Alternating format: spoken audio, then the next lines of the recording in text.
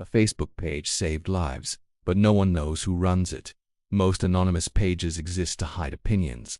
This one hit a person. In 2012, in one of the most dangerous regions of Mexico, a simple Facebook page began posting real-time safety alerts. It listed active roadblocks, warned of shootouts, and identified danger zones for ordinary citizens. The page was called Valor por Tamaulipas, meaning courage for Tamaulipas. For years, it provided life-saving information to hundreds of thousands of followers, and to this day, its creator has never been identified. This is the story of a digital ghost who fought an information war and won. To understand why this page existed, you have to understand the place it came from. The state of Tamaulipas, bordering Texas, has long been a battleground for powerful cartels. In this environment, information itself can be fatal. Journalists who report on cartel activities face extreme risks, from threats and kidnappings to murder. As a result, many traditional news outlets were silenced, either through direct intimidation or self-censorship for their own safety.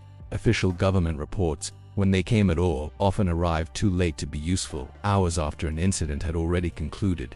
This created a dangerous information vacuum. If you were a resident, you had no reliable way to know if the street you were about to turn down was the site of an active conflict. Valor por Tamaulipas emerged to fill that void. It operated as a digital citizen-led watchtower. The concept was simple but powerful. It crowdsourced information. Followers would send in tips and observations via private messages. Sudden roadblock, the sound of gunfire, a convoy of suspicious vehicles. The page's administrator would then verify and post these alerts for everyone to see. There was no commentary, no political agenda, no opinion. It was just raw, immediate information designed to keep people safe. It would say things like, "Avoid this highway intersection," reports of armed individuals, or gunshots heard near the central market. Stay indoors. For the people of Tamaulipas, this wasn't just a social media page. It was an essential public service, a lifeline in a world of silence. The core of the page's strategy, and its survival, was total anonymity. The administrator was a complete enigma. They never revealed a name, agenda, a location, or any personal detail. There were no voice messages, no photographs, no behind-the-scenes posts. Every single submission from the community was carefully filtered and reposted, stripping away any identifying details of the person who sent it in. This protected both the source and the administrator. Even the writing style of the posts was deliberately neutral and uniform. It was clinical, direct, and unemotional, as if generated by a machine. This wasn't just a stylistic choice. It was a security measure, designed to reveal absolutely nothing about the personality, education, or background of the person behind the keyboard. This digital ghost left no fingerprints. As the page's influence grew, so did the danger. Its follower count swelled into the hundreds of thousands, making it one of the most trusted information sources in the state.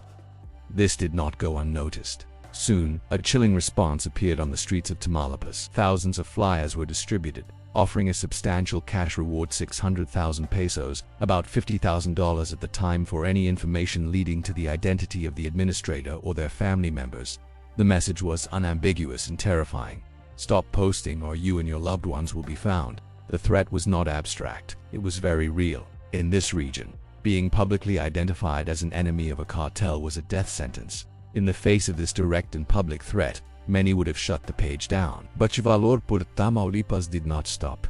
The alerts kept coming. So, how did the page survive such a credible high-stakes threat? The administrator wasn't just brave. They were incredibly disciplined in their security practices. It was a masterclass in operational security. First and foremost was strict, unwavering anonymity. They likely used sophisticated tools like VPNs and the Tor network to obscure their digital footprint, making their location and identity nearly impossible to trace. All communication was one way. They received tips but engaged in no personal back-and-forth conversations that could be intercepted or used to identify them. They seemed to operate with layered digital security, likely using encrypted devices and secure protocols for every action. Crucially, they leveraged the community itself by empowering thousands of anonymous followers to act as their eyes and ears. The risk was distributed. The administrator was just the signal booster. For years, this combination of technical skill and rigid discipline worked. No confirmed leaks ever emerged. The administrator remained completely invisible. Naturally, the mystery of the administrator's identity fueled widespread speculation. Who could possibly be running this operation? The theories were all over the map. Some believed it was a disillusioned journalist, using their skills to bypass the censorship that plagued their profession. Others thought it might be a collective, a group of dedicated individuals working together to share the risk and the workload. Another popular theory was that it could be a former police officer or government official, someone with inside knowledge of the security landscape and a desire to protect the public.